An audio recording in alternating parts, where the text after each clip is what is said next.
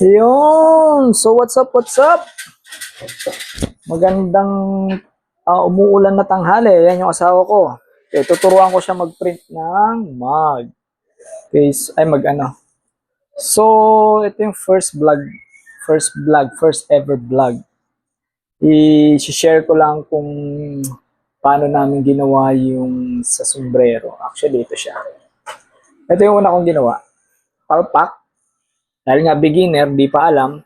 So dapat pala ito, pagka mga dark colors is dark transfer paper.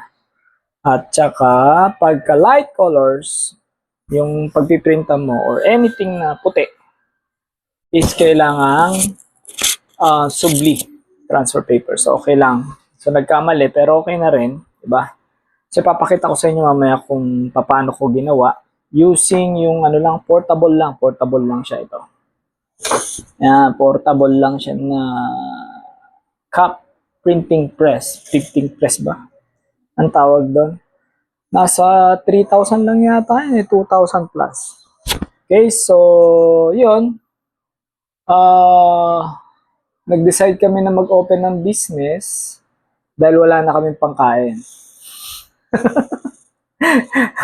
Sama ng tino sa ako. Okay, so yun. Wala kami idea actually. Tinuruan lang ako ng kaibigan ko. Yeah, shout out. Pards Roel, okay? Tinuruan lang niya ako kahapon, tapos ako, self-taught. Uy, English self-taught. So, YouTube, hanggang, marami nang nasayang na papel, pero okay lang, ganun talaga, nagsisimula. So, sa mga gustong umorder, parang awa nyo na, para may pangkain lang mamayang gabi, oh. So, yan, ipapakita ko sa inyo, dito sa video, yung ginawa namin. Ayan, so yan, pinapainit ko lang. Ang settings na ginawa ko kanina rito is 180 yata o 200. Pero 180 daw, sabi nila. Okay? Tapos, ang timer supposedly 10 seconds lang. Pero syempre, baguhan. Gusto kong ma-perfect agad. Kaya nagdagdag ako ng oras. Dinagdagan ko yung 10 seconds. So ito, nagprint na ako kanina gamit yung um, platter cutter, kung tawagin. Cameo 4. Yung pala kapag mga ganitong project, mabilis lang pala kapag kaguguntingin lang. Pag bilog, square, mga ganun lang. Pero ginagamitan mo yung cutter platter kapag medyo gusto mong uh, pulido yung gupit. Hindi, ganun din. Pulido yung gupit at saka sa mga letterings, mga ganun. So yan, kinakabit ko na. Siguraduhin lang pantay. Okay? Pantay yung niya. Actually, mali na ako dito eh. Pero sige, panoorin natin para malaman din natin, para sa mga baguhang tulad ko, malaman nyo rin na mali na ako dito kasi ang gamit sana rito na papel is the dark transfer paper kung tawagin nila. Pero nangyari kasi sa akin is gamit ko rito yung subli transfer paper. So mali na, dapat pagka dark na surface sa mga damit, mga anything na pagpiprintan, pag dark transfer paper, pero kapag puti naman, ito subli. Actually malayong difference sila. Mahal yung dark na transfer paper, nasa 45 isa. Yung samantalang yung subli, ewan ko kung magkano yung range ng isang pero mas mura siya na di hamak. Ayan. So, na-align ko na dyan yung uh, transfer paper. Ayan, na-reach niya. So, 200 nga. 200 yung ginamit ko dyan. Siya nga pala, maulan. Maulan na hapon pala sa inyo lahat. Alas 6 na. Parang kagabi lang hindi pa ako natutulog So yan, pagkano mo, 20 seconds. 20 pa lang linagay ko. Agad-agad eh.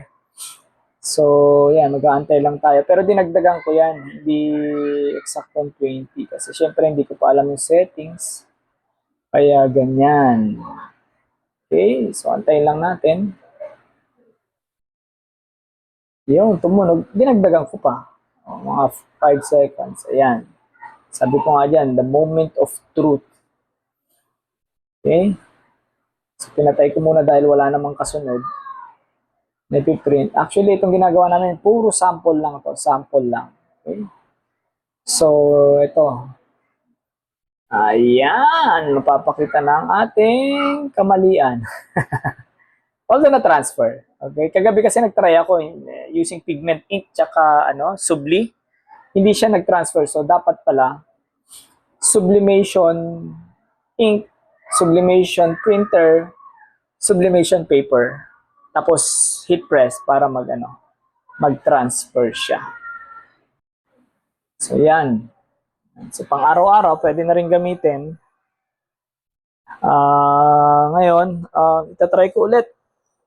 Meron pa akong sample. Actually, mga freebies lang to ng binili kong machine. Ayan. 3 yata yun. Para sa ano ba yung binili natin? Na sa kanya? Yung cup press tsaka heat press. Tama? So, yan. May freebies. May pa freebies sila. So, ito na yung mahirap siyang i-align at unlike doon sa mga cup presser talaga na may standy siya. Mabilis lang yun eh. Kaso medyo may kamahalan eh. Wala pa tayong pambili ng wala pang puhunan. Kaya yun, ito muna. So, pagka okay na, marami ng customer, saka tayo bibili ng mas mahal. Okay, so yan, sinet ko na naman siya to 200. Mabilis na lang siya uminit dahil nga mainit siya kanina. So, ayan. Ito yung mga print ko yata sa kanina sa cutter platter. Tapos yung ginagamit kong tape, I don't know kung anong pangalan yan. Siyempre, baguhan din. Anong pangalan ba nito? Ewan ko, pero siya sa heat eh. Heat resistant siya, so okay lang. So, ayan. Actually, tinamad na ako dyan, kaya binuo ko na lang siyang tinape. Magastos. Dapat konti-konti lang. Excited na kasi ako, kaya ganyan na ginawa ko. So, yun. Ina-align. Mahirap lang talaga siyang ayusin, pero pagka nagamaya mo, okay na rin. Madali na rin. Okay, so yan. 200. Ano ba yan? Fahrenheit to yan. Degrees. O yan. As, syempre, lalagyan mo ng, anong tawag mo dito? Lalagyan ito ng Teflon ba? Tawag nila para hindi masunog. Yan. So, tinimer ko na. So, ganun din. Actually, 15 seconds na lang ang ginawa ko rito. Hindi ko na siya binuong 20 seconds. Okay? Yan. Silip-silip. Sa ibabaw dapat, pantay. Okay? Yan. So, 15 seconds nga. Ayan. Moment of truth. Ito na. Okay? So, wala. Diba? Ang ganda. Linis. Pagka kasi kinat mo yung kahit sa gunting lang, kung puti ang paglalagyan mo, puti yung background ng papel, wala siyang magiging dumi. Kaya kahit medyo lumagpas ka konti, okay lang. Okay? So yan na yung ating finished product. Second try.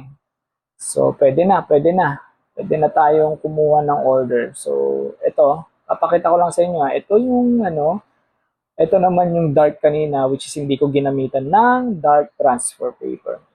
Okay? So yan lang dalawang yan. Okay? 'Di ba? Ayos ba?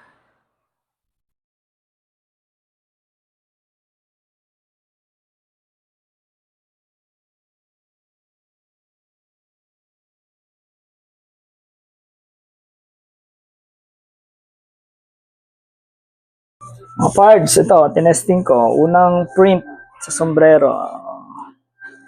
3KA. Diba? Ayos ba? First try. Mali yung kanina eh. Ito yung kanina. Dapat sa dark transfer paper. Okay, kaya medyo hindi siya pero okay lang. Pang araw-araw. Pero ito talaga. Ito na yung second try. Ayos.